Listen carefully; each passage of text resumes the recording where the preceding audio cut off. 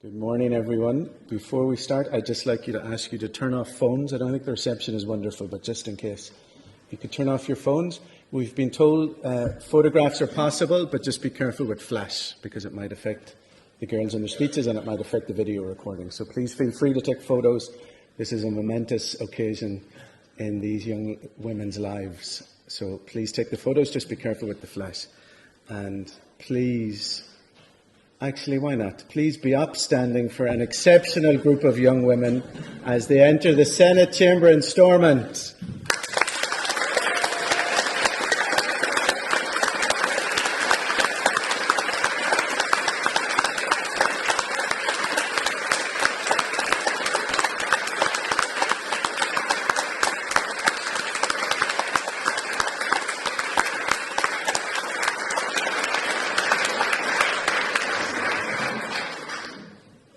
Thank you very much for that wonderful welcome for the young women. Please take a seat.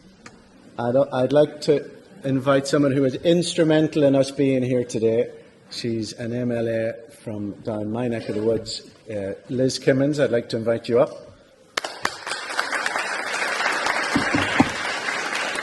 Thank you, Cormac, and good morning, everyone. I'm delighted to welcome you here to Stormont today. It's actually good to see so many people about the building for a change, unfortunately. But, I mean, this is such an exciting event and I am just so honoured to be a part of it. And I want to thank especially Cormac, Sinead and Aidan for allowing me to be a part of this day, because I think everyone would agree it's a very special day indeed for everyone involved. A huge amount of work, and I know that I've just been dipping in and out, but a huge amount of work has gone into making today happen right up until the early hours of this morning. And from cockcrow this morning, Aidan and others have been trying to get things working so that things run smoothly, which isn't always easy, particularly in this building. But nothing, no greater work than what these 12 young women have put in, and we're really looking forward to hearing from you all later this morning. As many of you know, this year marked the 25th anniversary of the Good Friday Agreement, and many of you won't even have had any experience of that. But today we will listen to the vision of these young people for the next 25 years. And despite our ups and downs here in the North, we have achieved so much in the last 25 years, but we still have quite a way to go.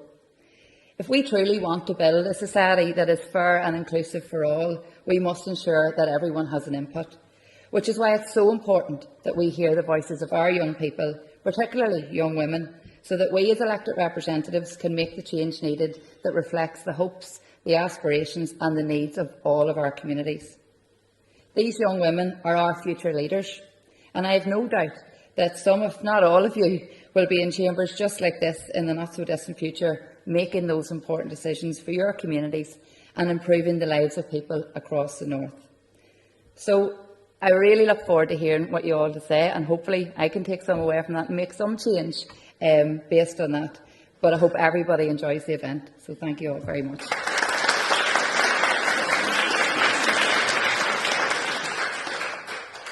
At Four Voices, we believe that public speaking is a skill. It's not a talent. And we also believe that the earlier that you have that skill, the greater the success that you can have, both personally and professionally. It's very important for all of us in the room to understand that this is not a speech that these young women have put together last night. They've been working on it over the last couple of months. That involves 1.5, sometimes 2 hours every Sunday evening, redrafting, going through it, going back over it, showing it to a group of international coaches. They're here today not just because of their original submission, but the quality of the work, the things that they have chosen to talk about has been outstanding. It's been a real privilege and an honour for Sinead and I to be involved so closely in their training. None of us would be here today if it wasn't for the incredible work of Aidan McCANN. Where's Aidan? Thank you for all of the organisation. When I first broached this, we have done events like this before in Barcelona, and when I first came back looking to do it at home, I was very fortunate that through Sinead I was able to meet Peter, and through Peter I was able to understand SistersIN, what the organisation does, how it contributes to society, and that just felt like a perfect collaboration as we move forward with this project. What you're going to hear this morning has been really a labour of love for these young women. As Liz has just said herself, I think we're going to see them time and time again in the future. If this is what the future of Northern Ireland depends on, we are very, very fortunate. And I would like, before we start again, before I hand over to Aisling, who will represent us here in SistersIN, I'd like to very quickly thank the gold sponsors today. This is my one note. The girls aren't doing notes, so I couldn't either. We have Queen's Business School, Ernst & Young, Outsource Group and Fibrous Broadband, who very generously were gold sponsors today. And so a final round of applause for the young women as they're ready to step on the stage.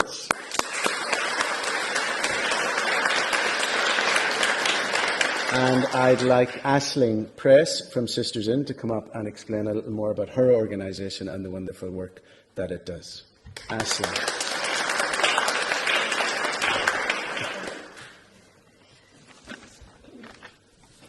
Good morning, ladies and gentlemen, distinguished guests and future leaders of Northern Ireland. On behalf of SistersIN, a very warm welcome to today's event.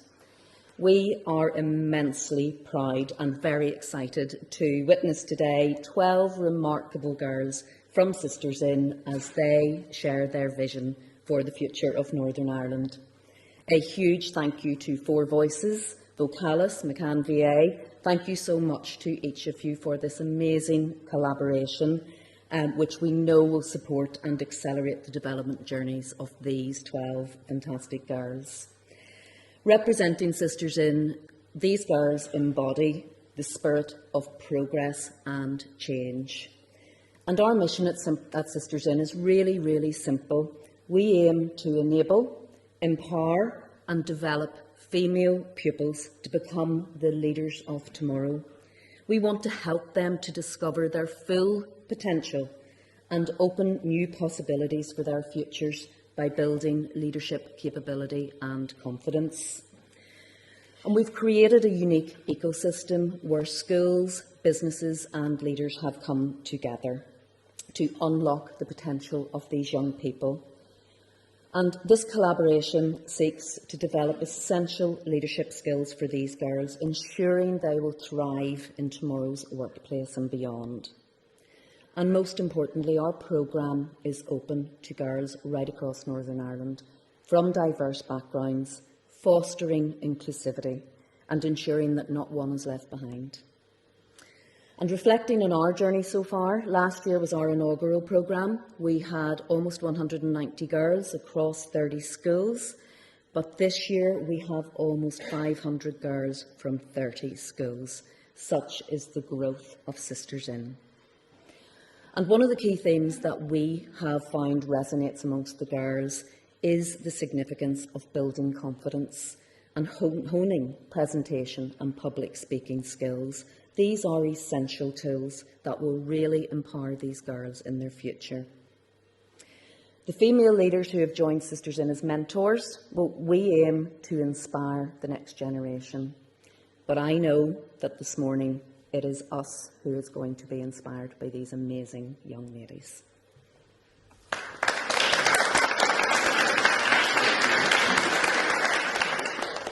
There were two rules for this morning's speeches. They had to be as close as possible to 5 minutes, and they had to be delivered without notes. Beyond that, Sinead or I or SistersIN were involved in the selection of their topics, what they choose to talk about. That was left completely down to each individual girl. So what you're going to hear today is directly from them, about the future of Northern Ireland.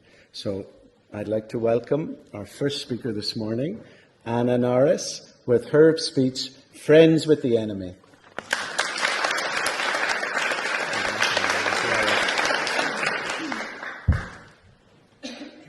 In the powerful yet questionable world of humanity, we have witnessed it all. From scuba diving delivery services in Florida to calculations that blood vessels would stretch to 60,000 miles when measured in a line. Yet the finest details of one's mental health continues to remain unknown. Firstly, I would like to introduce myself. Others know Anna as a lively and bubbly person who delicately weaves her way in and out of the crowds of pupils in corridors with grace and confidence. I know Anna as an isolated person who is floundering in an overwhelming fury of people with the constant feeling of drumming in her chest, a feeling no stranger to her body, the constant reminder of breathing through the nose and out through the mouth. Others know Anna as a girl who achieves straight A's. Some would even say she is naturally smart. I know Anna as an overwhelmed person who is constantly overwhelmed and drowning in schoolwork and coursework and exams. But I guess I had it all pretty well. If I were to ask anyone today to decipher between the term mental health and mental disorder, I believe it would be a great struggle. Maybe due to a lack of experience, but most likely due to a lack of education, which leads to people in today's society, like me, to shelter in the world's harsh reality of unrealistic expectations. In the island of Ireland alone, and Sea Change estimates that 53% of the population is known to keep mental health struggles hidden, by no force of their own, which explains why this invisible killer lurks unnoticed until it proceeds to tear you apart from the inside out, a feeling which I am very familiar with. Imagine frantically sprinting down a hill, trying to flee your worst fear, making desperate attempts to vault over each rock and defying the exhaustion as you struggle treacherous angles, until you approach a sudden stop, where you have no other choice but to drive yourself back to the top to avoid the admittance of suffering from the anxieties constantly chasing you. This continuous cycle is exactly how it feels to journey through life with a mental disorder such as anxiety and depression, constantly fearing the judgment and hiding the pain. It is with both sadness and frustration that because of mental health difficulty, every 40 seconds another life is lost. With 40 seconds of your time, you may delve into a new TV series. You may start to reply to missed calls or messages, whilst in the midst of the globe, cries for help are no longer heard, and that mask still continues to remain unseen, leaving one remaining solution: suicide.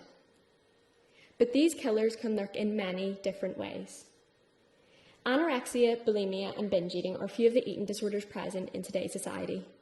Eating disorders which target younger generations with one main goal in mind: to control every aspect of your life. I want you to imagine a repeating day, a day the same as yesterday and a day that will be the same as tomorrow.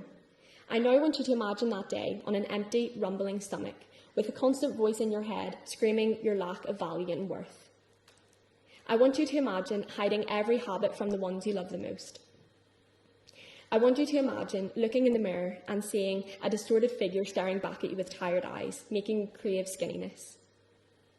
Anorexia nervosa was my enemy, an enemy which forced my hand through a path of self-destruction from the age of 14, exhausting my body until breaking point. Anorexia nervosa was my friend, a friend in which I could trust its opinion on what I saw in the mirror, trust its opinion on the food I feared on a plate, trust its opinion in knowing I had to look like that girl I saw on social media. I was possessed by my worst enemy. I was betrayed by online advertisements, social media posts, and TV programmes, which all depict an image that an eating disorder is a lifestyle factor, a choice. If you think this is an attractive lifestyle, I want you to think again. You may query, all of this from a post online. Seems pretty irrational, right? But this is the profound influence which social media can possess over an individual's life. And unfortunately, the exposure to various age groups to this media maniac, this unrealistic beauty image, is only going to become more admirable as generations grow. I believe mental health is a work in progress. I believe mental health, alongside the correct equipment, creating a legacy and impact, will be truly life-changing. Analysing struggles of my past enables me to be motivated for change in the future, and having recently discovered the absence of possible reformation to the Mental Health Bill of 1983, has fuelled my motivation with frustration and anger, and I will not settle for satisfaction until all those by 2048 are not deprived of their freedom from trapped minds. I have been on this earth for 17 years, and I am prepared to embark on a journey for change for the rest of my life. Thank you.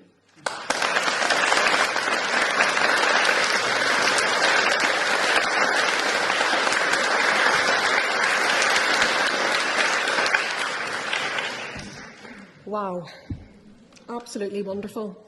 Just a taster of the speeches that we're going to hear from. Can I please welcome Caitlin Gallagher-Aruda to the stage? with her speech.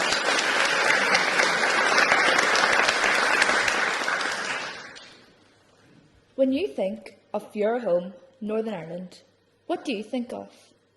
When I think of Northern Ireland, my home, I think of the roaring fields of green that surround me.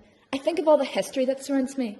But I also think of the violence and hate that surrounds me. Itself an asterisk on the map, this hyphenated line a burst of rapid fire, as Kieran Carson describes our home in his poem Belfast Confetti. But why is there still a line? A line dividing human from human, black from white, one religion from another. It has been 25 years since the signing of the Good Friday Agreement, which was a bold, brave and benevolent step that began to pave the way for peace and stitch a white flag over the period of agony that claimed the lives of over 300 people and left up to 40,000 people injured. It's already been time for change. Decades have passed and still nothing has changed. I yearn for what our country could be, the island of justice, freedom and truth. Growing up in Omagh means I have lived through the violence, and I have lived through the cries for justice of the people who are haunted by the stories that affect our streets. In 2023, we live in a vicious cycle, allowing history to repeat itself, chapter after chapter. By 2048, I hope that our streets will be steeped in historical memoirs and stories, and that's all they will be. By 2048, I hope that all wrongs will be reconciled and forgiven, and all wrongs made right. By 2048, today's actions will have formed tomorrow's children. What will you choose? The heart of Northern Ireland is pulsing with culture, from languages to dancing, from literature to sports, from music to drama. When all of these gifts could unite us together in harmony, we allow them to divide us. I dream of a sanctuary where all of these gifts are seen for what they truly are, a credit to our country's heritage. Growing up in Northern Ireland as a mixed-race girl with an integrated religious background, I will admit it wasn't easy, but doesn't seem to be getting any easier for ethnic minorities in this country as the years go on. This is a matter I hold very close to my heart. As a victim of racial prejudice, a day hasn't passed where I haven't prayed for a more united, accepting society. But I will not stand by in silence and tolerate the racial abuse that has been accepted in this country for years. However, racism isn't our only social issue. In our villages, towns and cities, a silent killer lurks, taking over 200 victims from us every year without fail. Drugs pollute our environment. By 2048, I hope this country will provide its inhabitants with drug-free streets, efficient rehabilitation centres and mental health clinics that can be easily accessed. However, in 2023, the only thing that seems to have easy access to everyone of all socio-demographics is indeed the silent killer, which continues to cold-bloodedly massacre the people of our community. If we cannot build a future for our youth, it is paramount that we build our youth for their future. My generation are already suffering the consequences. 1 in 8 children suffer from emotional difficulties, and over 2,000 children across the country of Northern Ireland are already in formal contact with the criminal justice system. This country needs to provide us with hope and opportunity, which will only be possible through consistent communication and understanding. Communication and understanding between the people and the strong government body, which we are clearly lacking, and communication between everyone from all walks of life. I hope that we can move into 2048 with a fearless, united voice to pave the way for Northern Ireland's destiny. So let's talk. It's already been time for change. When you think of Northern Ireland, our home, what do you want to think of? Our voices, our actions now, fuel me with hope for the future. In the words of Seamus Heaney, never fear, we may let the scaffolds fall, confident that we have built our wall.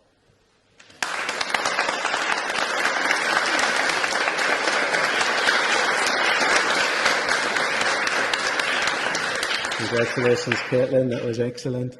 Our next speaker this morning is Mackenzie Porter with her speech, That All May Be One.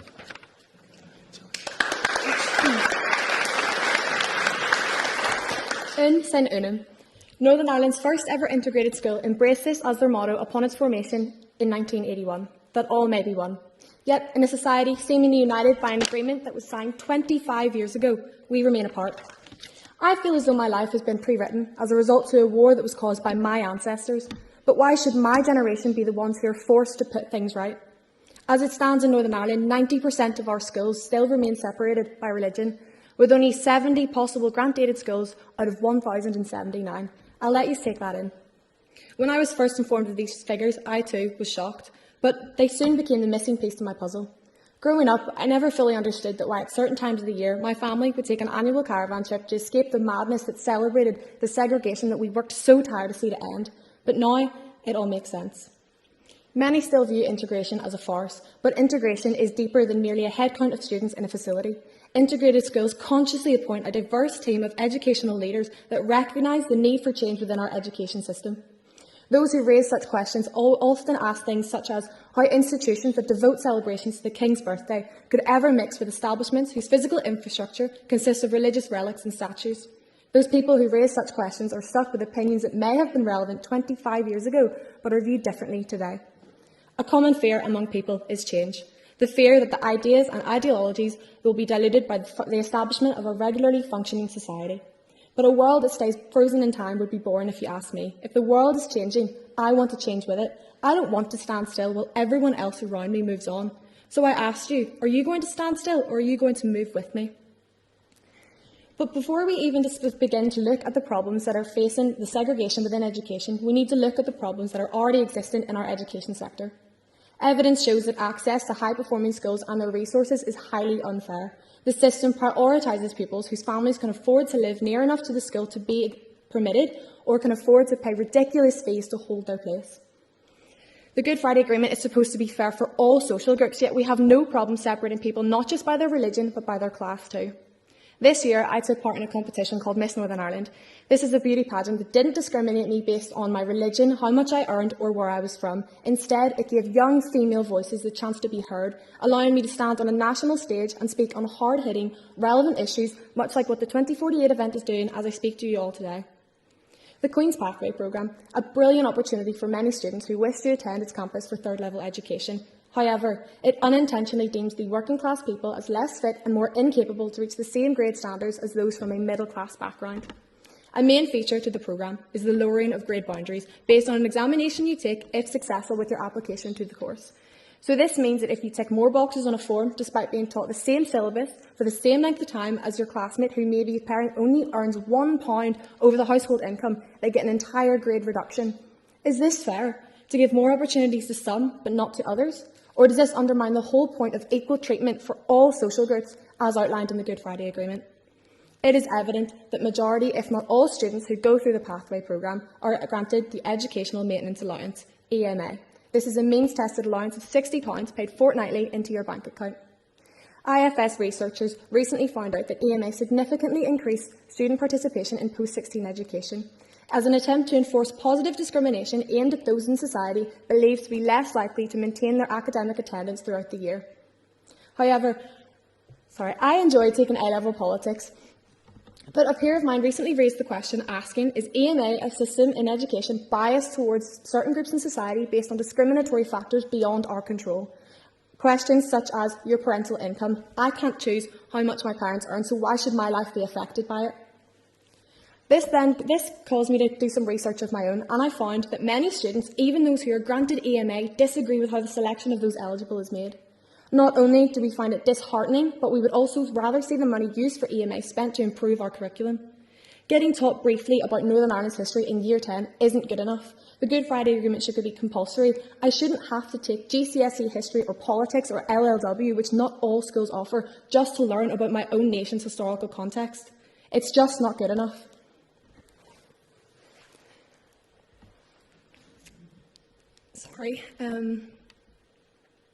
I attended a segregated school from years 8 to 12, forcing me to make a much-needed transfer to continue my studies. I decided that the only way I would maintain in education was if I would attend an integrated school. My choice to move to Lagan College was hands down the easiest and best choice I have ever made.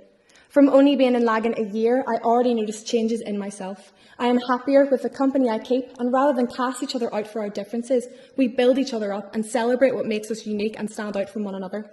I had felt more welcomed in the first month of being an integrated youth than I did in my entirety for the past 5 years.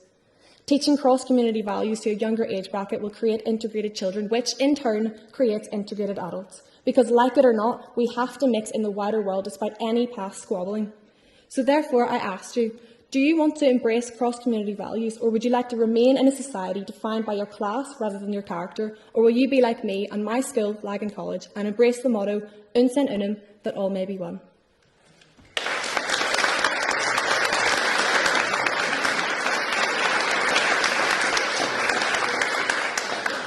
Thank you very much, Mackenzie. Now we're going to hear from Makanaka Chinanari with her speech, Education, the Key to Change and Growth.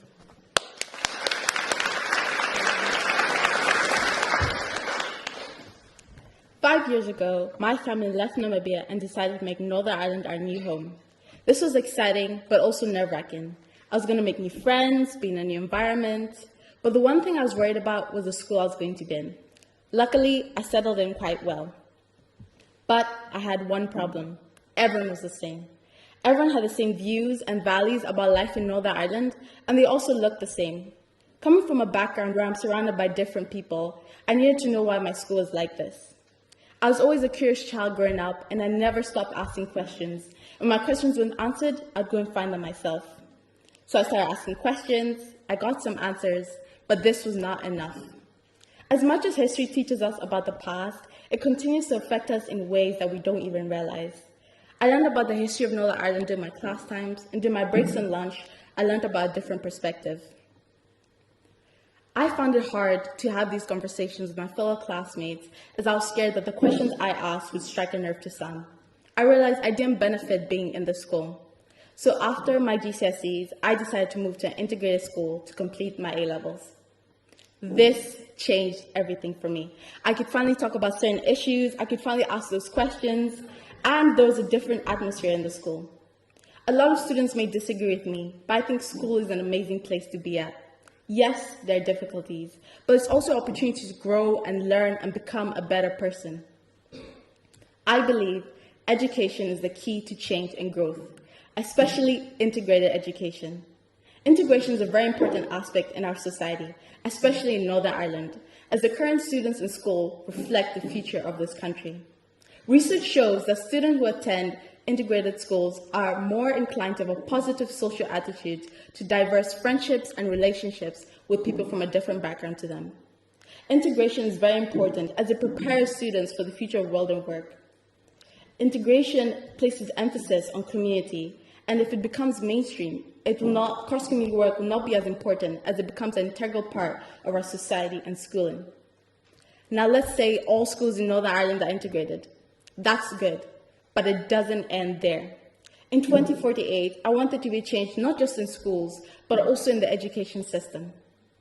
Northern Ireland still teaches a very ethnocentric curriculum, which doesn't include minority groups, such as people of color, the LGBTQ+ community, and disabled people. I believe that education is the key to change and growth. So if we can have a curriculum that teaches and celebrates minority groups, this will be instrumental into removing discriminatory attitudes towards them. I believe this can end discrimination against them, and they can become understood and recognized through the power of education. Education is a very important source in the growth and development of individuals in our community. So through integrated education, a change in the curriculum, I believe this can end discrimination. So in 2048, Northern Ireland can be a place where all communities live side by side in peace.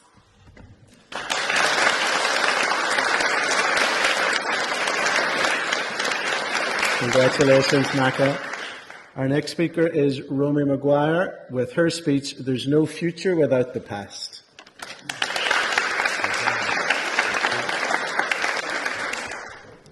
There is no future without the past. There is no future without us acknowledging the struggle for a solution to sectarianism in Northern Ireland. Our country suffered for over 30 years due to our differences. But for the last 25 years, we have thrived on one common ground: our history. In order to maintain our hard-fought peace, as we look into the next 25 years of our country, we must prioritise educating our future generations on our societal struggle for stability. This is where our education system steps in. The phrase "the Troubles" was a vague concept to me until a year ago when I studied the conflict at GCSE history. Yet, as history is an optional subject at GCSE level across most schools in the country, thousands of young people do not get the opportunity to learn, understand and take forward our past into the future. How can we carry our victories over our divisions into the next 25 years if the future generations of Northern Ireland do not understand them? This is simply not an option if we want our 2048 vision to be one of maintained unity. So, what is the solution? I believe we should begin by hearing the stories of those who lived through the conflict. As I see it, this should take the form of inviting guest speakers into schools to talk to their school year groups about how their life has been impacted and sometimes uprooted by sectarianism. This will not only aid the understanding of our future generations on their own history, but also aid us as a country as we aspire to a more diverse and progressive society. It is essential that we educate before it is too late. And if we want to maintain our united society, I believe it is essential that we obtain political stability in this country. Every citizen, every human being deserves to be represented on the international stage by a government that represents their beliefs, their voices, and their power. I stand today in the Senate chamber of Northern Ireland's parliamentary building, Stormont House, pleading for an effective government that should be occupying the seats that you all sit in and projecting the valid voices of their people through this very microphone. We deserve a Northern Ireland that represents the power of its people. And if we want to enhance our power as a society, it is essential that we eradicate discrimination and instead embrace diversity to foster cooperation amongst all religions, races, genders and sexual orientations throughout our country. This will aid us in enhancing the united culture of Northern Ireland, a culture that I am proud to be a part of, and one that I want to ensure that my children and grandchildren get to honour as well. We must emphasise how our country will always have the scars of its past. But these scars are healed, and our values are now those of commitment, empathy, and inclusivity. Yet this inclusivity is just an elusive matter without equality. In a study conducted by Equality NI, 82% of our population agreed that there is prejudice in our country that needs legally dealt with in order to maintain a peaceful society. Yet, how can we pass these evidently necessary laws without a working government here in Stormont? How is there any hope of peace without representation? Well, this is where we step in. We are the voices of Northern Ireland, and we are the voices that will project into the future. I have a dream that my 4 little children will one day live in a nation where they are not judged by the colour of their skin, but by the content of their character. This was set in 1963 by the renowned activist Martin Luther King Jr. during the American Civil Rights Movement. Yet 60 years later, as a 16-year-old girl from the wee seaside area of Bangor, County Down, I see this fit to my city, my country, and my people. I cannot fathom a future without equality. I only see a future of harmony. But we have no future without acknowledging the heart of our country, the struggle of our country, and most importantly, the past of our country. There is no future without the past. Thank you.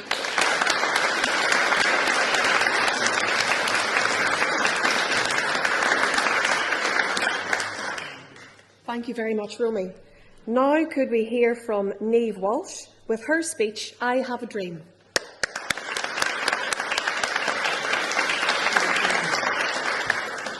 Tafish Agam, I have a dream. As we are all gathered here today in the Stormont Senate chamber, I think it is fair to say that we all have a dream. But 25 years on from the Good Friday Agreement, what have we achieved? And 25 years from now, what will this place that we all call home look like? Is Sarah nach me? I am Irish. Agus Tame Broadwell Ashin, and I am proud of that. Proud of my culture, proud of my heritage, and especially proud of my Yanga, my language. Put up your hand if you speak Irish on a daily basis. Shockingly, statistics show that less than 10% of people in the North have some ability in Irish. However, recently we have seen a revival in the Irish language and a growing interest and enthusiasm for learning the language, particularly in the younger generation. There are so many schools now that offer Irish in school. My own school, Assumption Grammar, is a great example of this. We organised the Gaelic Fiha Sakahar events in our school, which consisted of speaking Irish for the whole day through games and music. The event was a huge success and even featured on the TG Cahar News. I didn't attend a bun school or grow up speaking Irish at home, and it was only when I started secondary school that my passion for the Irish language truly flourished. As the oldest child in my family, I have also played my part in encouraging younger family members to learn the Irish language in school. The education sector is also playing this huge part. And even media and music nowadays, influencers are turning to the Irish language. So as you've seen, the Irish language is not what many people refer to as a dead language, but really quite the opposite, a thriving language. I have a dream that this revitalisation will continue for many years to come, and that the language will continue to have the power to unite us together. Just as Martin Luther King Jr. envisioned a future where we could all live in unity, we can dream of an economy that provides equal opportunities for everyone, regardless of their background.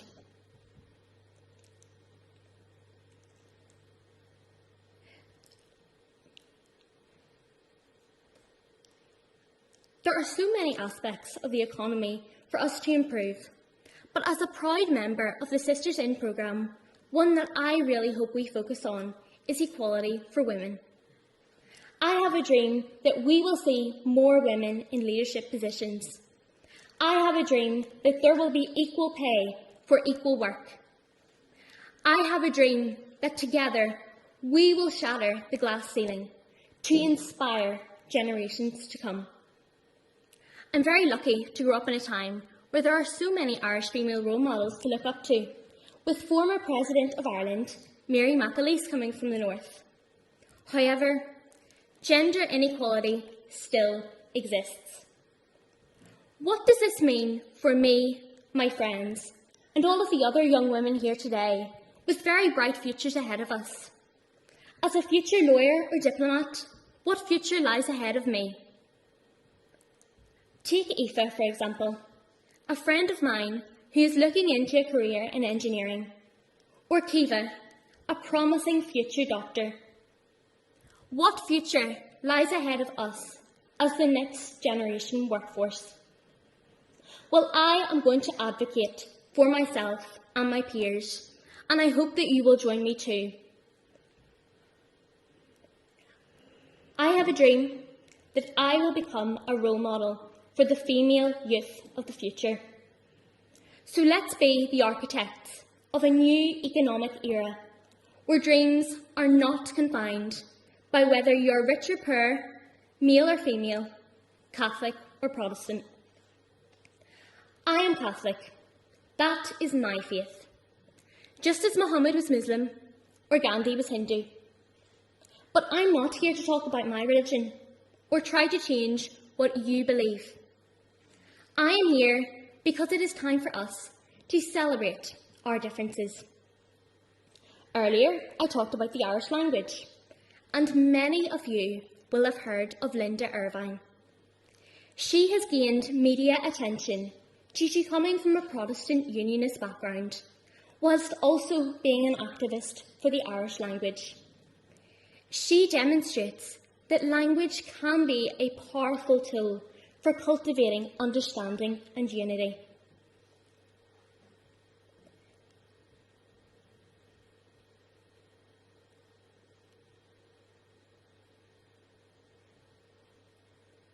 So let's honour the legacy of our ancestors and create a legacy for the youth of the future. I have a dream that we will achieve our goals of peace, prosperity and progress. 2023 is not an end, but a beginning. The future starts now. Tusain and Tahu Lin, change starts with us. Thank you.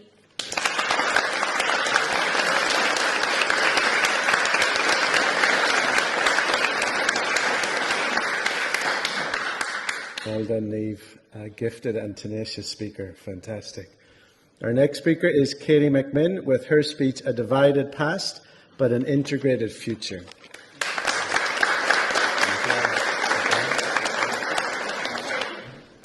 Imagine a Northern Ireland where communities are no longer divided by walls and barriers, but instead united by shared experience, empathy and understanding. The Northern Ireland that I envisage for 2048 is one where children of all communities are able to learn, play and grow together. Did you know that only 8% of schools in Northern Ireland are integrated? Only 8%. 25 years on from the Good Friday Agreement, this percentage is unacceptable.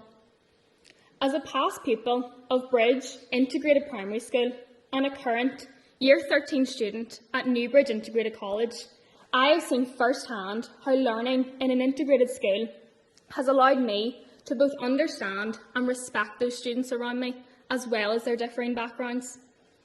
I value my place within integrated education, as without it, I would not have friends who have different opinions or different cultural identities. I envision a Northern Ireland where every person has the opportunity to play Gaelic games or participate in the marching bands without being labelled as a Catholic or Protestant. I envision a Northern Ireland that embodies the values embedded within integrated education, where we value the individual and not the label, and where inclusion is at the heart of everything we do. I envision a Northern Ireland where every school is integrated to allow us to break the relentless cycle of religious and political stereotyping, because every young person deserves the opportunity to learn alongside people from differing backgrounds. Every young person deserves the opportunity to play any sport, and because every young person deserves the opportunity to be respected regardless of their religious, cultural or political opinion. I believe that if every student were taught in an integrated school, then the next generation of people would not shy away from who they are or shy away in the face of conflict, because we would have been taught how to respect everyone and how to take pride in what it is that makes us unique. I believe that if we had a school system modelled on the practice that takes place within integrated education, then Northern Ireland in 2048 would be a much more peaceful, prosperous and politically stable environment. Northern Ireland in the past and present has found itself in an endless cycle of conflict, division and intolerance. But I envision that the future of Northern Ireland will have moved beyond this endless cycle, and we will have broken down the taboo that still exists when it comes to discussing all things religious, political and cultural. I believe that if we don't take the time to educate ourselves on the troubles and allow a space for discussion to happen, then we will never overcome this cycle. We need to learn how to come together in our grief and anger and find a way to not only coexist, but to forge genuine relationships built on respect and understanding. Some of you may be thinking that I'm crazy. How does a 16-year-old expect to break down such an extreme cycle of conflict? The answer is respect. Respect for other people's opinions. Respect for other people's traditions. Respect for other people's beliefs. And above all, respect for ourselves. I believe it is so important to express your opinions, but it is equally important to listen to others. Which is why the Northern Ireland that I envisage for 2048 is one where we break down the barriers that still exist by allowing a space for communication to happen. I feel that restorative practice is the key to this communication that Northern Ireland so desperately needs. Restorative practice, which is the way of working with those affected by conflict that puts the focus on repairing the harm that has already been done. It is an approach to conflict resolution that includes all parties involved. It is an approach that calls for honesty and acceptance in order to allow repair to happen. I have personal experience using this restorative method as my school has introduced it into our daily routines. Integrated education is again leading the way and teaching us how to respect people from different backgrounds and how to deal with opinions that they might have. We also use peer mediation within school to facilitate conversations between students experiencing conflict. I am one of these mediators, and I have seen how something as simple as a respectful conversation can change people's behaviours in a positive way. I feel that if we can facilitate this within schools, then as a society, surely we can adopt this restorative approach to begin to repair the damage that has been done to Northern Ireland as a whole. Imagine how great 2048 would be if we were never afraid to talk about our past and the conflict that has divided us for so long. Now is the time to move beyond simply tolerating. Now is the time for acceptance. And now is the time to work, integrate and channel our efforts together to create a fantastic, united Northern Ireland where we can all celebrate, promote and be proud of our differing cultural backgrounds. Thank you.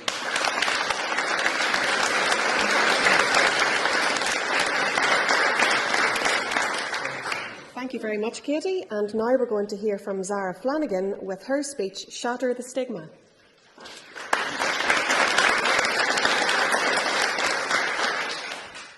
We live in a world filled with stress, competition, expectation and standards. Whether it be stress of exams, stress of work, competition within sports, competition between peers, the grades we are expected to achieve, and overall expectations from teachers, parents, friends and family. With constant standards and expectations throughout the path of life, it often leads me to ask myself, will I ever be enough? Will I ever be good enough for society's expectations? Sarah is a young, naive, teenage girl who has been exposed to social media since the ripe age of 13.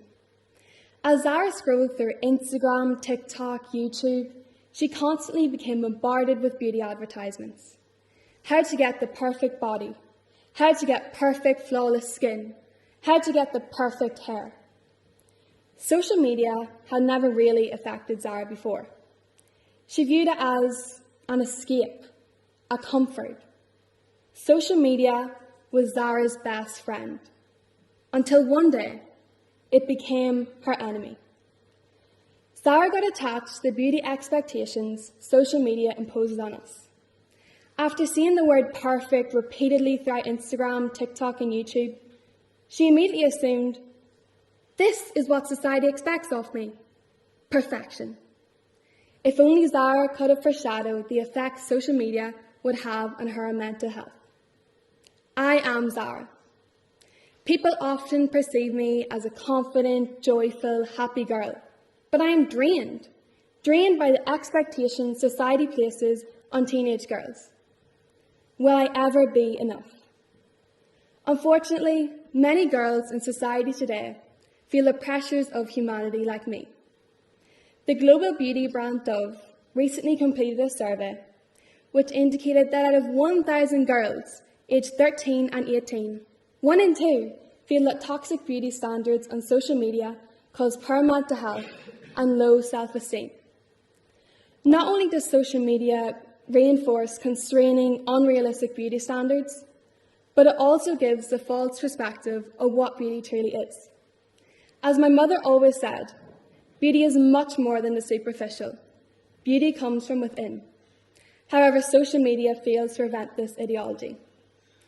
Do not allow social media to brainwash you into one individual's perception of perfection. We set the standards for our life, not society. Sadly, for everyone who is struggling with poor mental health, for everyone who feels the stresses, expectations, and competition within life get too suffocating, there is what they view as an answer. Suicide. There were 237 registered suicide deaths in Northern Ireland in 2021. 237 special, unique, powerful lives that could have been saved. 237 lives robbed by the issue of mental health. Mental health is a silent killer. Mental health has no prejudice. It affects people of all age, race, gender, religion, or status. Mental health is a drive for life. It enables us to help with the struggles of life, realise our abilities, learn well, work well, and contribute to our communities. Unfortunately, today, there still exists a social stigma surrounding mental health. Shatter the stigma. Have you ever felt alone? Ever felt that nobody sees you? Ever felt that nobody cares or understands you? Or sometimes you may not even understand yourself. These are the feelings pretty much everyone has had at one time or another. Some of the feelings that affect those who turn to self-harm, to suicide. Some of the feelings those 237 individuals had. So please, do not be a victim of suicide, but be a fighter, be a survivor, be a hero. Do not struggle in silence. Mental health problems do not define who you are. They are something you simply experience. You walk in the rain and you're in the rain, but you are not the rain. Shatter the stigma.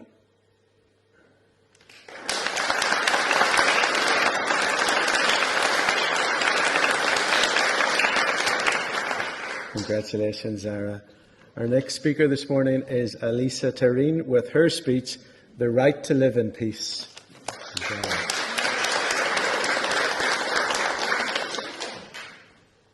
The question is, what are your hopes and dreams for the next 25 years? Well, let's start by reflecting on what we've achieved in the past 25 years. 25 years ago, in 1998, the Good Friday Agreement was signed. As a society, we became united. We improved ourselves and the world around us. Our values emerged once again. We valued peace, unity, and a sense of community. In turn, these values rewarded us with the prosperity of this newly formed alliance. So what about the next 25 years? I'm 17. In 25 years, I'll be 42. On average, women in Northern Ireland live up to 82 years, which means I'll be halfway through my life. What do I hope to achieve by then? What do I hope for us as a nation to achieve by then? I hope that the peace and unity within Northern Ireland continue to flourish. I hope that diversity is welcomed by all and any traces of mistrust, misunderstanding and separation between groups have all vanished completely. Northern Ireland has become what it is today despite its heavy legacy of violent struggles. We need to take advantage of this. We need to show the world what a successful peace treaty can look like. We need to display Northern Ireland to the world as a shining example that there is always hope and to show what can be achieved by a successful peace protest. We need people to speak out and share their experiences to inspire others. I believe that Northern Ireland should hold a leading place in the world to promote peace, prosperity and unity, and we're ideally equipped to do so. Northern Ireland is small enough to understand and empathise with the struggles faced by many other smaller nations. Division in society leads to further struggling. We have experienced this firsthand. Therefore, there is no other nation in a better position to communicate this with empathy and assertiveness. I want to make my voice heard, to effectively communicate my ideas and draw more people's attention until everyone understands and recognises the importance of speaking out. Until worldwide, all the suffering of victims of violence across the world have all been resolved. Everyone has the right to live in peace. We need to ensure that this right is met for everyone. I know that I must play my part in this movement, and I'm ready to do so. As Gandhi once said, be the change you wish to see in the world. I'm ready for things to change. I'm ready to do everything I can to help that change take place. I am ready to be that change. And I'm not just making empty claims. As a member of this society, I can confidently say that I'm actively playing my role. Recently, I initiated a programme designed to help asylum seekers integrate into society. This programme will bridge the gaps in our community, pave the way for future relations, and make communication easier between groups. One day, I want to be the person representing Northern Ireland on international forums, working to persuade and inspire other nations, to steer them in the right direction. A book, not a bullet, is the answer to resolve all conflict, to overcome disagreements, and to overall build a brighter future. I would argue that the most effective tool for this is education. The theme of this event is 2048 Vision for the Future. Well, my vision for the future is peace, prosperity and unity worldwide. What can we do to achieve this? Educate ourselves, educate others, educate the world. Our future is relying on our education. Without education, there is no future, no unity, no world peace. As Malcolm X said, education is the passport to the future, for tomorrow belongs to those who prepare for it today. Northern Ireland is the home of so many world-changing inventions. We have already led the world to success in so many areas, so why not here? I want to be one of the leading voices to promote peace and unity in our own society. It will foster a sense of shared purpose, enabling our nation to harness collective strength to promote stability and to present a cohesive front on the global stage. This cohesion will enhance our productivity, innovation and success, all of which contribute to our nation's role in the global stage. In today's interconnected world, the path to global leadership is paved with the values of diversity and inclusivity. As the daughter of immigrants, I truly appreciate and understand the opportunities and challenges in a diverse society. I believe that a nation that embraces the differences of its people is a nation where multiple perspectives can coalesce on the global stage, where multiple perspectives coalesce to form powerful collective intelligence. It is through this diversity of thought, culture and experience that the innovation flourishes, propelling our nation to the front of progress and global success. I want us to work together. I want us to be one voice. I want us to be the ones to provide the leadership that this world is so direly in need of. So in 25 years, I hope that we are working together with other nations to promote peace, prosperity and unity worldwide. We have the ability to make a difference. We have a voice. It is time we use that voice. Thank you.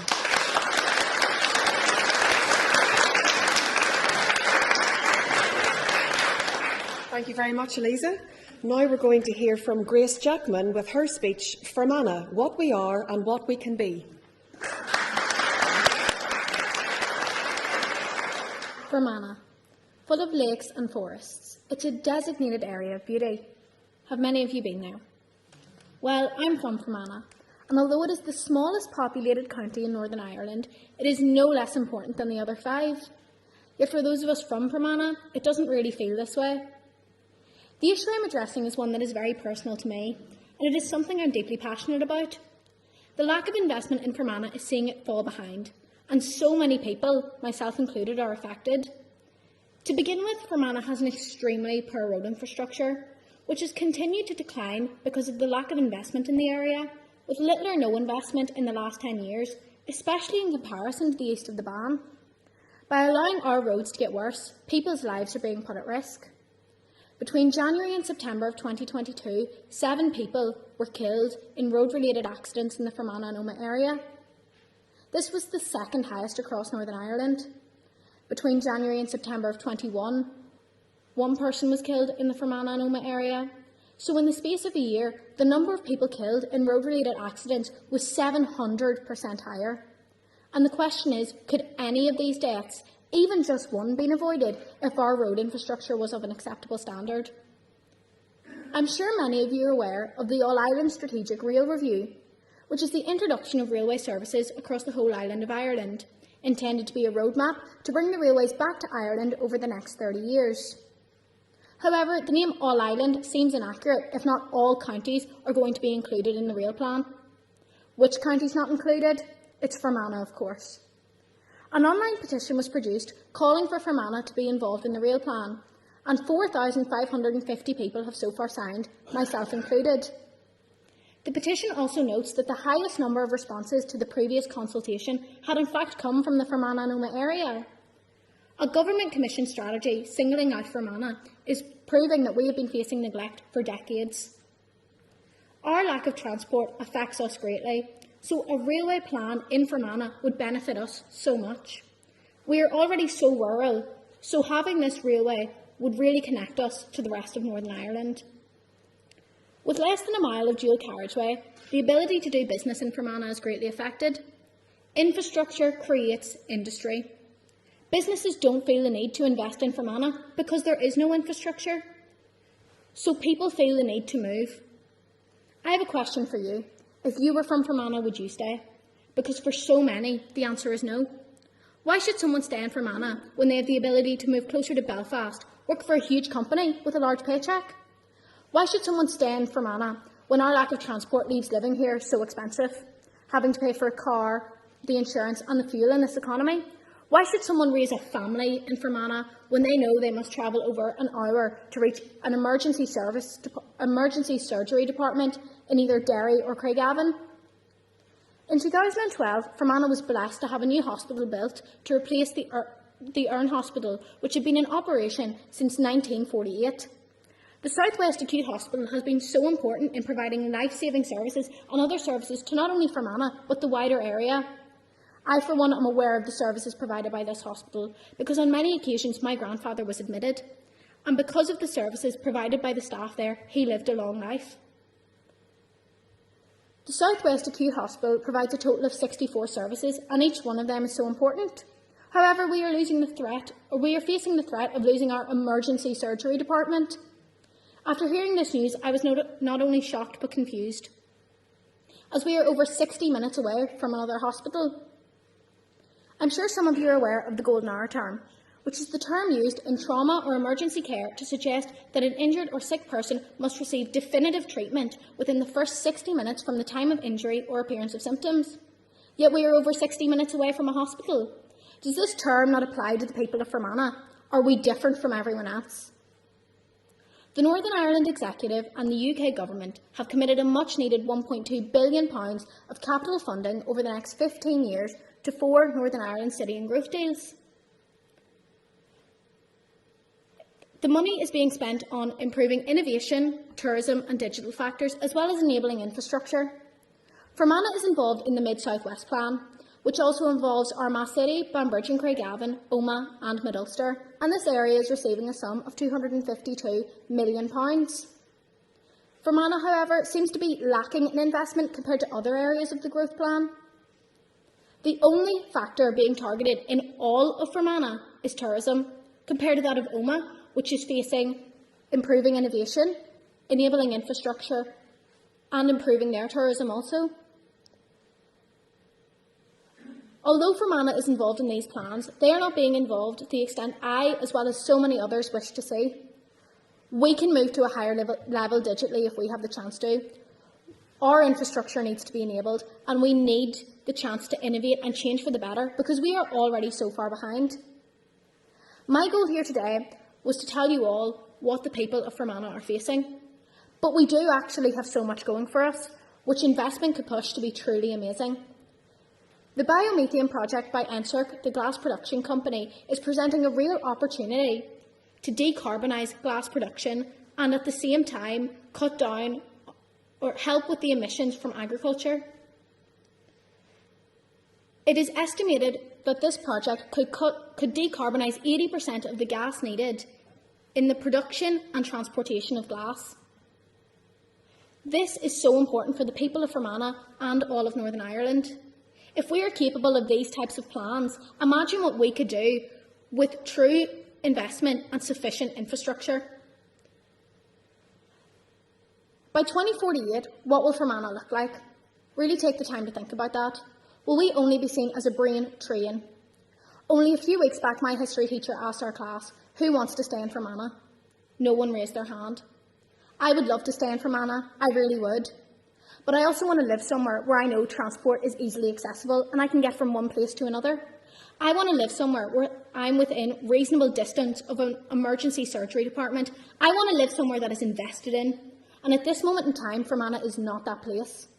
I truly hope all of you here today hear my plea, my call for help, and the call for investment in Fermanagh.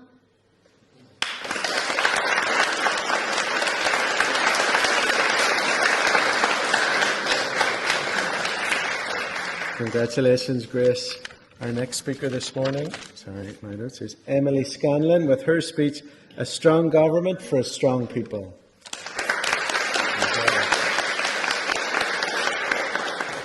If someone had told me a few months ago that I'd be speaking in the Stormont Buildings in front of you all, I would have not believed them. I'm actually a reserved person, so I'd much rather be sitting nice and comfortable where you all are right now. Seriously though, as I stand here today, I think of the lovely people of Northern Ireland and who, through no choice of their own, have been without a power-sharing government for 21 months. It makes me wonder, what would the influential political scientist Dr. Aaron Liphart think? After all, this power-sharing idea represents many years of his research. Maybe he would be asking the same question I myself ask. How can we make this government work? These power breakdowns affect us all. At 16 years old, I am putting in a 9-hour day, much like my parents who are in full-time jobs. 2 trains and a bus every day, at an annual cost of £684, just so I can get an education. Is this acceptable? My school is 6 miles away, but with poor infrastructure and an inadequate transport system, it takes me almost 2 hours to get home. Where is the time to wind down or simply watch some TV like our parents once did? Instead, it's homework and revision with dinner somewhere in between, before getting ready to do it all again tomorrow. There are many like me facing these journeys and the stresses that go along with it, and many who are facing even greater journeys at higher costs. By 2048, I hope that our government can implement a measure so that all children and young people can access their basic right to education using free transport in a world-class transportation system. We deserve stability. Our people are strong. We have shown resilience. What wonderful things could have been achieved if there weren't 8 suspensions in the government since 1998? Do we dare to think we would be living in a society growing in respect and understanding one another? In 2021, only 19% of people in Northern Ireland felt respected by others. I think this should be 100%. No matter our age, religion, or background, we have all overcome difficulties, which is why we do not only need to respect one another, we need to understand one another. I think we have the potential to do this. Very recently, my mum treated me with a haircut at a new salon. Afterwards, at the till, the stylist, with a broad smile, said I'm only going to charge the under 16 rate. This almost halved the bill. Needless to say, my mum was super happy. My point is that in that moment, it didn't matter what our religious beliefs or political opinions were. Both respect and understanding were present. In that one small gesture, so much was communicated. Why can't this go further into our society? We all deserve to be respected. We all deserve to be understood. We all deserve a strong government that can provide that all-important stability to ease this negative burden. A real government is an assembly that can make decisions that benefits everyone in our society. A government that meets challenges swiftly, with steadfast focus on all the people of Northern Ireland. That's my vision of a real government. I think Northern Ireland is a lovely place to live. And having spent time in South Africa, I'm grateful that our society is relatively safe. Here we have abundance too. We have people who are friendly and willing to give a smile to anyone they meet, not to mention our lovely parks to have walks with friends and family in. We have gorgeous cafes and award-winning restaurants serving local produce. But best of all, we have a talented youth waiting to be asked to help. But I know Northern Ireland could be so much more. And I hope that in the not-so-distant future, we will have stability in government. We, the people of Northern Ireland, are strong, and we deserve a strong, active government working on our behalf. Thank you.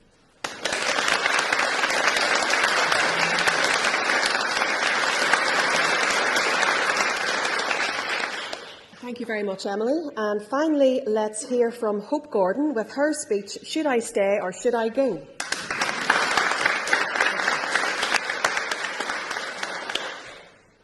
Should I stay or should I go?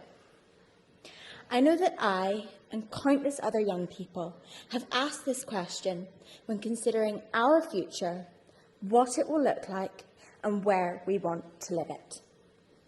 In Northern Ireland today, an incredibly large percentage of young people leave to study abroad and many never return. In fact, did you know 17,000 young people leave annually to continue their education, with 2/3 never returning? The result? A major brain drain in this country and a deficit of brilliant minds we need to improve our standing on global platforms. Maybe they're trying to escape the weather, maybe they're not. But as many have already mentioned here today, there are numerous issues facing this country which I believe greatly contribute to young people's decision to leave. The lack of progress within the Northern Ireland Executive, for example. Many leave because of this. There's little doubt that the lack of a functioning government, paired with the lack of change that comes even when there's a government in session, are two major push factors in wanting to leave. What's the point in staying somewhere that cannot fix its problems, that cannot initiate change, that cannot lead in a modern society? The Good Friday Agreement brought about a new period of peace, meaning people could finally look past the legacy of trauma that once was and look to the future with hope and determination that things were going to change. However, sadly, there are still deep-rooted fissures of division here today. Still, we face significant challenge to cohesion, such as segregated housing or segregated education, and still there is a common perception that depending on where you grew up or what your last name is, that you believe in one or another side of a political and religious coin. The fact that we have made relatively little progress in dealing with these divisions shows there's no wonder young people don't want to stay here. Many factors push young people away from Northern Ireland, including many which I haven't mentioned here today, such as cuts in educational funding or the lack of investment in crucial infrastructures needed to support this country. Luckily, the situation is not without hope, and we are seeing increasing elements which are pulling young people to stay here. For example, what do you think of when I mention our creative industries? For the majority of you, your first thought might have been our film and TV industries, and for good reason. 25 years ago, this would not have been the case. 25 years ago, in terms of our creative sphere, we were known for things like the poetry of Seamus Heaney or the music of Van Morrison. Whatever it was, not many would argue that achievement in the film industry was a major part of our identity back then. Up until the Good Friday Agreement, few would have considered creating a film or TV show based on Northern Ireland or in Northern Ireland unless the narrative was on the conflict here. Today, though, in 2023, we are renowned for our outstanding industry. From world-class TV shows such as Game of Thrones and Dairy Girls, to brilliant, homegrown stories and movies such as Ordinary Love and An Irish Goodbye. Northern Ireland has gained a global reputation for our ability to produce some of the most loved and critically acclaimed films and TV shows of recent times. I am lucky enough to have witnessed this flourishing industry and the progress it has made and continues to make, because my dad is composer and TV producer. Because of this, I have been given a behind-the-scenes pass to our industries and have seen just how determined, hard-working, inclusive and forward-thinking this industry is. In the last 25 years, we went from having an industry dead zone to a now world-renowned, prosperous one, which since 2018 has brought in over £330 million into our economy, cemented our position on this global stage. If this isn't an amazing example of change, I don't know what is. And we must learn from this and take from this that we have the capacity for change. But for this change to occur, we need to address the current political issues which are creating future socio-economic ones. By 2048, this question of should I stay or should I go must not be driven by push factors, but by pull factors. Work needs to start now to make Northern Ireland a desirable place to live now and then, no matter your education, your religion, your opinions, or your politics. Because, remember, there is no future without the young people here to live it. Thank you.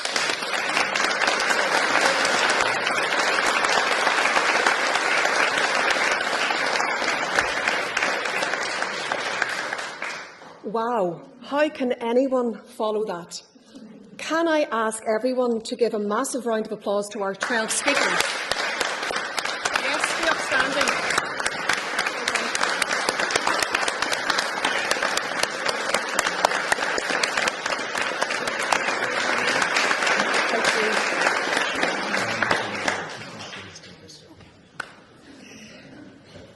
On a cold, dreary January morning in 2023, I received a LinkedIn message from somebody called Cormac Walsh.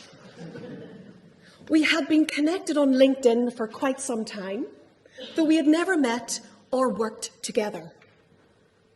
Cormac had an idea, and I've since learned that when Cormac has an idea, the results will be spectacular.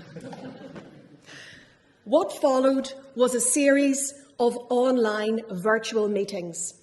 Cormac logging on from his home in Barcelona and me logging on from the equally glamorous Banbridge. Cormac told me all about Four Voices, his amazing colleagues and the fantastic work that they did. I told Cormac all about Vocalis public speaking, which I launched after having left my legal career when our young baby unfortunately was born with a heart problem and unexpectedly had to travel to London to undergo life-saving heart surgery. It appeared that there were lots of similarities in the work that Cormac and I did. So we talked about how we could collaborate. And it was then that the concept of 2048 was born. Cormac and I are of a similar age, although I'm at great pains to point out to all of you that I am just a little bit younger. We both went to grammar schools in Uri.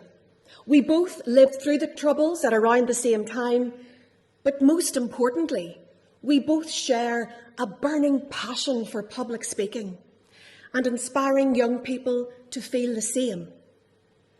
We talked about putting on a public speaking event for young people in a venue such as a town hall. We wondered, would it garner any interest at all? We could never have dreamed that our event would take place here in this historic Stormont House. Let me tell you a story about SistersIN. Last year, I was lucky enough to be a mentor for the very first year of the SistersIN project. After having mentored my amazing mentee and attended the spectacular final celebration at the ICC in April, I knew that in order for our event to be a complete success, we simply had to get the inimitable Peter Dobbin on board. Ever since then, and with the unwavering support of Peter and the absolutely fantastic Ella from SistersIN, we have been joined by Aidan McCann of McCANN VA. What can I say? Aidan is on the ball, efficient, and absolutely shares our vision. Thank you so much to Liz Kimmins and Diane Forsyth for trusting us with our vision and enabling us to make it a reality. We are very appreciative. Thank you so much also to the parents and schools for your constant support and encouragement. A big thank you to all of our very generous sponsors, in particular our 4 gold sponsors, EY, Fibrous Broadband, Outsource Group and Queen's Business School, our silver sponsor, NSERC, and our 4 bronze sponsors, Quaria, Atlanticus Digital and FPM. I know it's a cliche, but we honestly could not have put on this event without you, so thank you so much. A thank you as well to all of our wonderful local and international coaches who have provided our girls with such vision and advice.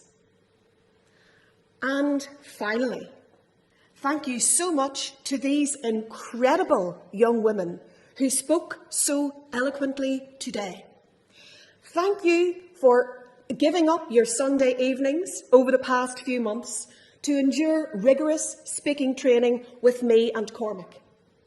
Thank you for your energy, commitment and enthusiasm. After having listened to these wonderful speeches today in such a historic place, I don't think that any of us here are in any doubt that the future starts now. Thank you very much.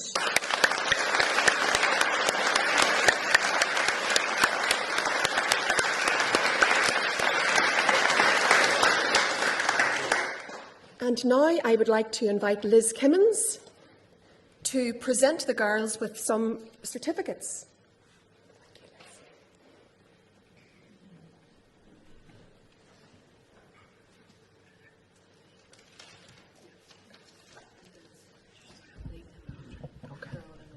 Okay. So just I suppose before I start, I just want to thank all the girls. I mean, I've just been blown away. And I think there's real hope for our future here, because just a very small number of young people have so much to offer. So well done to each and every one of you. I don't think there was one of those that any of us could have zoned out or anything. We're so interested in everything you had to say, and I look forward to seeing you all up here, hopefully in the not so distant future. So well done to you all. If I can invite Anna up first, please.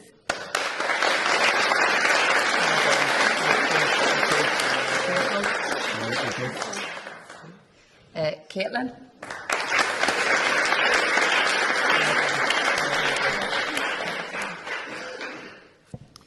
Mackenzie.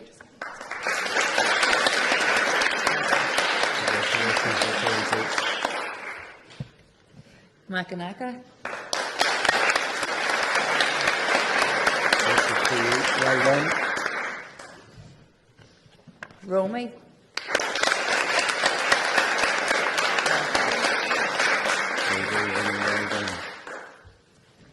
Neve.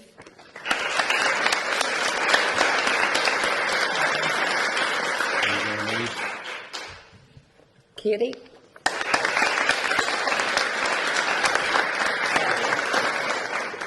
Katie, thank you very much. Sarah.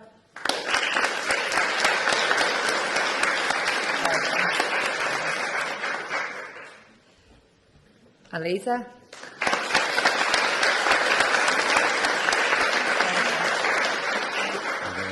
Congratulations. Grace.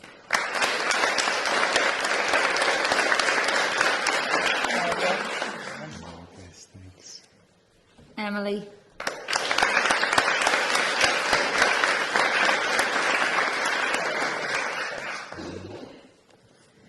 And Hope.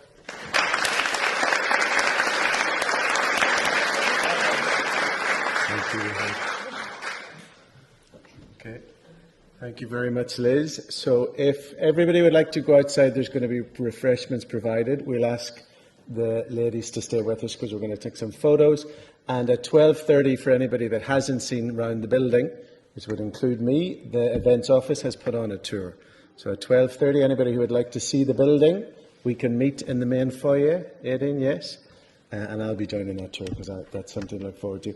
Thank you so much for coming here this morning, and I really hope that this has been an inspiration for the future of what Northern Ireland can be. Thank you very much.